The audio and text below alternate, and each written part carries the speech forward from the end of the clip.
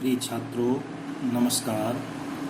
आज हम भर्तृहरि मत्स्य विश्वविद्यालय के संस्कृत साहित्य के द्वितीय प्रश्न पत्र में व्याकरण से संबंधित लघु सिद्धांत कौमुदी का अध्ययन करेंगे, जिसमें लघु सिद्धांत कौमुदी में जो बिंदु सम्मिलित है, जो संधि सम्मिलित है, वो है प्रकरण संज्ञा प्रकरण, अच संधि, हल संधि, विसर्ग संधि। ये संज्ञा प्रकरण है 10 नंबर का, अच संधि है 10 नंबर की, हल संधि है 10 नंबर की और विसर्ग संधि है 5 नंबर की। इस प्रकार से हमारा जो ये प्रश्न पत्र है, ये व्याकरण से संबंधित 35 अंकों के प्रश्न पूछे जाएंगे। तो सबसे पहले हम प्रारंभ करते हुए लघु सिद्धांत कौमुदी का संज्ञा प्रकरण शुरू करेंगे। उससे पहले हम लघु सिद्धांत कौमुदी का मंगलाचरण प्रारंभ करेंगे। मंगलाचरण प्रारंभ करते हुए नत्वा सरस्वतीं देवीं शुद्ध्यां गुण्यां करोम्यहं पाणिनीय प्रवेशाय लघु सिद्धांत कौमुदीम्। लघु सिद्धांत इसकी अन्वय करेंगे। अहम शुद्ध्यां गुण्यां सरस्वतीं देवीं नत्वा पाणिनीय प्रवेशाय लघु सिद्धांत कौमुदीं करोमि। अहम का अर्थ है मैं का अर्थ है वरदराज आचार्य। वरदराज आचार्य कह रहे हैं, मंगलाचरण में प्रार्थना कर रहे हैं माँ सरस्वती से, शुद्ध अहम शुद्ध्याम गुण्याम, शुद्ध और उत्तम गुणों से युक्त सरस्वतीं देवीं नत्वा, सरस्वती देवी को प्रणाम करके पाणिनीय प्रवेशाय, पाणिनि मुनि विरचित व्याकरण शास्त्र में विद्यार्थियों के प्रवेश के लिए, छात्रों के प्रवेश के लिए लघु सिद्धांत कौमुदीं करोमि, लघु सिद्धांत कौमुदी ग्रंथ को करता हूँ, बनाता हूँ। इसके बाद संज्ञा प्रकरण शुरू होता है। अथ संज्ञा प्रकरणम। संज्ञा प्रकरण के प्रथम भाग में सबसे प्रारंभ संज्ञा प्रकरण का माहेश्वर सूत्रों से होता है। 14 माहेश्वर सूत्र हैं। ऐ ऊं, रील ऋक, ए ओंग, ऐ औच, है वरट, लण, यमगण नम, झ व्यय, घड़ धस, जब गढ़ धस, ख फै छठ थ चट तवय, कै पय सै सर हल। इति माहेश्वराणि सूत्राणि अनादि संज्ञार्थानि येषाम् अन्त्याः इतः। हकारादिषु अकार उच्चारणार्थः, लण मध्ये तु इत संज्ञकः। ये 14 माहेश्वर सूत्र, माहेश्वर का मतलब महेश अर्थात शिव से प्राप्त ये सूत्र कहे जाते हैं। इन सूत्रों को माहेश्वर सूत्र कहा जाता है। क्यों कहा जाता है? क्योंकि ये भगवान शिव से प्राप्त सूत्र हैं, इसलिए महेश्वर अर्थात शिव से प्राप्त। इति माहेश्वराणि सूत्राणि अनादि संज्ञार्थानि, अनादि प्रत्याहार को बनाने के लिए प्रयोग किया जाता है। अनादि संज्ञार्थानि, अनादि जो प्रत्याहार है, अण, इन, अल आदि प्रत्याहार को बनाने में इसका प्रयोग किया जाता है। इन 14 एषाम अन्त्यः इतः, इन 14 सूत्रों के अंतिम वर्ण, जैसे ऐ ऊं का ण, रील ऋक का कै, ए ओं का गै, ऐ औच का च, है वरट का ट, लन का ण, इत होते हैं। अर्थात इन 14 माहेश्वर सूत्रों का जो अंतिम वर्ण 14 ही अंतिम 14 माहेश्वर सूत्र हैं, और 14 ही इनके अंतिम वर्ण हैं। इस प्रकार से इनके 14 इत संज्ञक वर्णों का इत संज्ञा होती है। हैवर्ट के है आदि में ए केवल उच्चारण मात्र के, इसलिए कहा गया है हकार आदिषु अकार उच्चारणार्थ है। हकार आदि जो है ये वर्ट लण आदि जो सूत्र है, माहेश्वर सूत्र है, इनमें अकार केवल उच्चारण मात्र के लिए है। लण सूत्र में ए इत संज्ञक होता है, इसलिए कहा गया है लण मध्य तु इत संज्ञक है। लण सूत्र में अकार इत संज्ञक होता है, अतः उसका लोप होता है। इस प्रकार से 14 माहेश्वर सूत्र हैं। 14 माहेश्वर सूत्रों में ये अनादि प्रत्याहारों को बनाने के लिए इनका प्रयोग किया जाता है। ऐसा मंत्यायित है, इनके जो अंतिम वर्ण की इत संज्ञा होती है। इसके बाद लघु सिद्धांत कौमुदी में पहला सूत्र है हलंत्यम। हलंत्यम इसका ये पाणिनि जो अष्टाध्यायी है वो पहले उसमें 8 अध्याय हैं।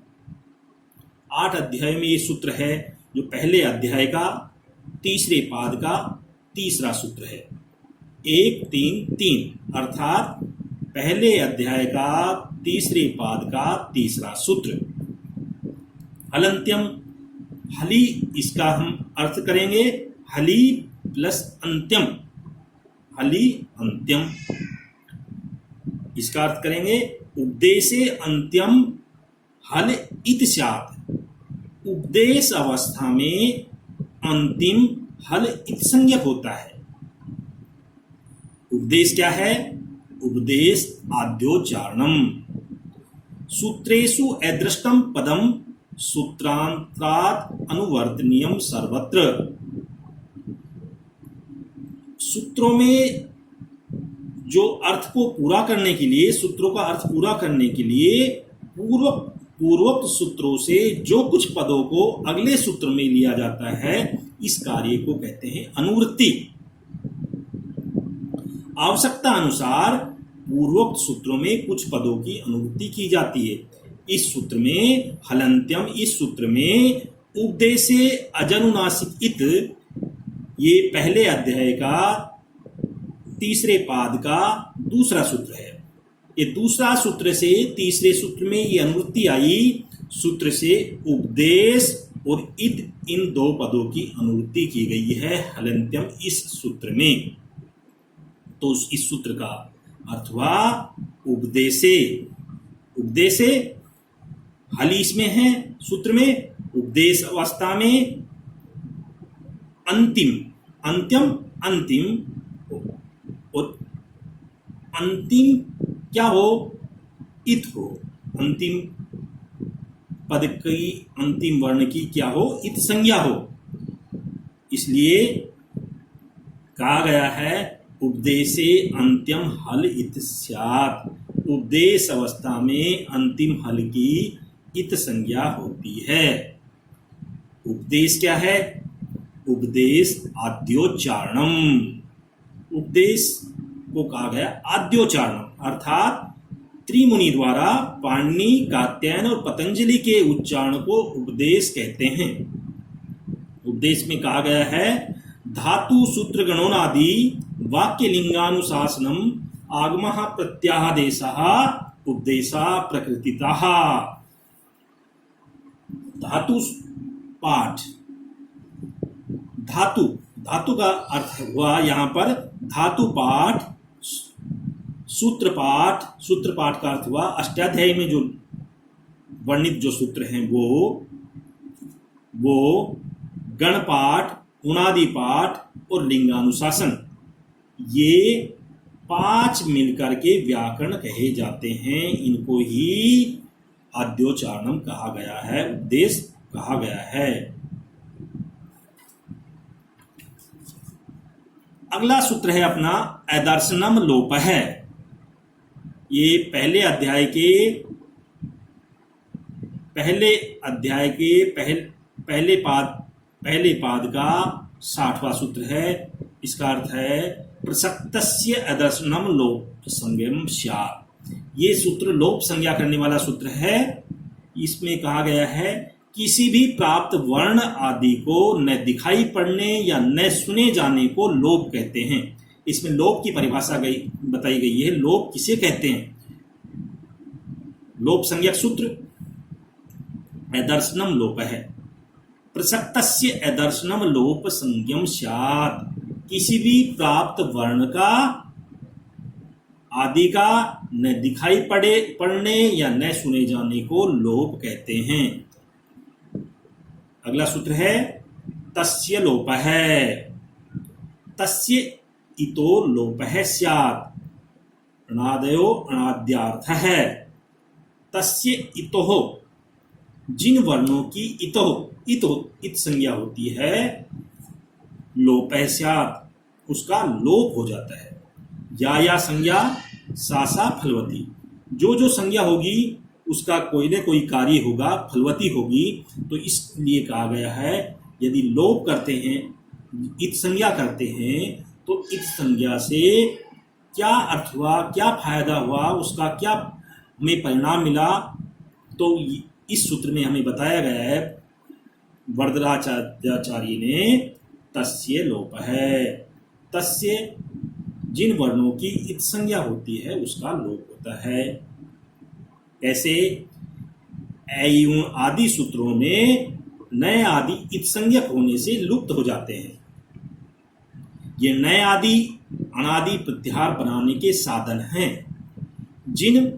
जिस प्रत्यय आदि में इत संज्ञा होकर जिस वर्ण का लोप हो जाता है, उस आधार पर उस प्रत्यय को नाम किया जाता है। जिसमें णय की इत संज्ञा हो वो नित कहलाता है। जिस प्रत्यय में जैसे कत्वा में क की इत संज्ञा होगी तो इसलिए कित कहलाएगा।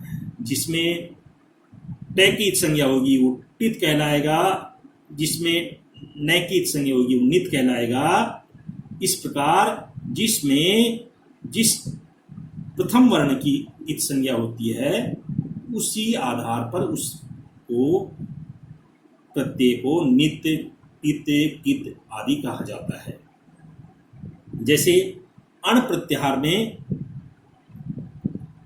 अण प्रत्यय में नए इत होकर लुप्त हो जाता है, अतः अण नित प्रत्यय है। अण प्रत्यय है, अण प्रत्यय में न की इत संज्ञा हो जाती है, अंतिम न है, इसलिए हलंत्यम इस सूत्र से अंतिम वर्ण की इत संज्ञा हो जाएगी। तस्य लोपे से उसका लोप हो जाएगा, इसलिए ये प्रत्यय कहलाएगा नित प्रत्यय। कै प्रत्यय का कै हट जा कत्वा में कै की इत संज्ञा हो जाती है। कै की इत संज्ञा होने के कारण वो प्रत्यय कहलाता है कित, अर्थात जिस प्रत्यय में जिसकी इत संज्ञा, प्रथम वर्ण की जिसकी इत संज्ञा होती है, उसी प्रत्यय के आधार पर उसका नाम किया जाता है। अगला सूत्र है आदिरंतेन संहिता। आदिरंतेन संहिता, अंतेन इता सहित आदि मध्य गानाम स्वस्य संज्ञा स्यात्। यथा अण इति ए ई उ वर्णानाम संज्ञा एवं अच हल अल इत्यादि है। अंतेन इता सहित, अंतिम इत संज्ञक वर्ण के साथ आदि वाला वर्ण अपने और बीच के वर्णों की प्रत्याहार संज्ञा करता है। जैसे अण कहने से, अण प्रत्याहार कहने से ए ई उ वर्णों की संज्ञा होती है। यह आदिरंतेन संहिता सूत्र प्रत्याहार बनाने वाला सूत्र है। प्रत्याहार का अर्थ है संक्षेप में कथन। ए ई उण आदि 14 माहेश्वर सूत्रों से प्रत्याहार बनाए जाते हैं। व्याकरण में इन प्रत्याहारों का बहुत अधिक उपयोग होता है, अतः हम प्रत्याहारों को बनाने के तरीके को अच्छी तरह समझ लेना चाहिए।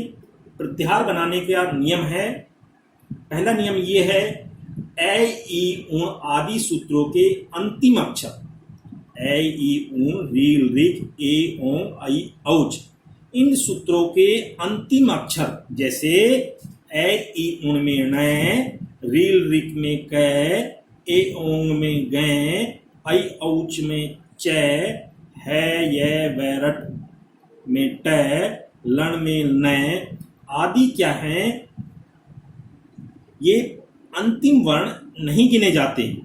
अंतिम अक्षर केवल प्रत्याहार बनाने के साधन हैं। जो प्रत्याहार बनाना हो, जो भी प्रत्याहार हमें बनाना है, तो उसमें क्या करेंगे, उसमें सबसे पहले जो प्रत्याहार बनाएंगे उनके प्रथम अक्षर को सूत्रों में जहां मिलता है वहां ढूंढेंगे और अंतिम अक्षर सूत्रों के अंतिम अक्षरों में ढूंढेंगे। बीच के सारे अक्षर उस प्रत्याहार में माने जाएंगे। जैसे अण में ए से लेकर के न तक, ए यूं, इसमें न की गणना नहीं करेंगे। अल प्रत्याहार में क्या, ऐसे लेकर के अंतिम लय संज्ञक है हमारे पास यहाँ पर अल, लय हल्के लय तक, इसमें अर्थात ऐसे लेकर के लय तक इसमें सारे प्रत्याहार आ गए, अर्थात सारी वर्णमाला इसमें समाहित हो जाती है अल प्रत्याहार में। अच प्रत्याहार देखो, अच प्रत्याहार में हम ऐसे शुरू करेंगे, ऐसे प्रारंभ होगा जो आई औच के च तक होगा। इसमें ए ई उ रील री ए ओ आई औ, इन वर्णों का इसमें समाहार होगा। तो अच का अर्थात, अच का मतलब है स्वर, इसमें सारे स्वर आ जाते हैं। हल प्रत्याहार बनाते हैं तो हल में है से लेकर के, है वर्ट के है से हल के लय तक हम बनाते हैं। इसमें जो इत संज्ञक वर्ण है उनको हम सम्मिलित नहीं करेंगे, उनको छोड़ देंगे, हल में सारे व्यंजन आ जाएंगे। इस प्रकार हम प्रत्याहारों को बनाना सीखेंगे। अब प्रत्याहार, अण प्रत्याहार में क्या करेंगे, अण प्रत्याहार में 3 वर्ण आएंगे, ए ई उ। अक प्रत्याहार, अक प्रत्याहार में ए ई उ रील री। अच प्रत्याहार बनाएंगे तो अच प्रत्याहार में ए ई उ री री ए ओ आई औ। अट प्रत्याहार बनाएंगे, अट प्रत्याहार में ए ई उ री री ए ओ आई औ है ये व रे।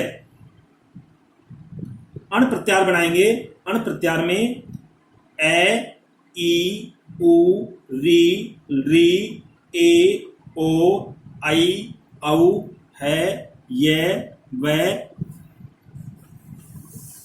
रे ले। अम प्रत्याहार बनाएंगे, अम प्रत्याहार में ए ई उ री री ए ओ आई औ है ये व रे ले ये मैं गे न ने। अस प्रत्याहार बनाएंगे, अस प्रत्याहार में ए ई उ री री ए ओ आई औ है ये व रे ले ये मैं गे न ने छ भै घै ढै धै जै बै गै डै दै।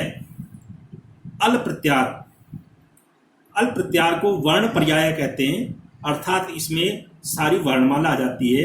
अल प्रत्याहार में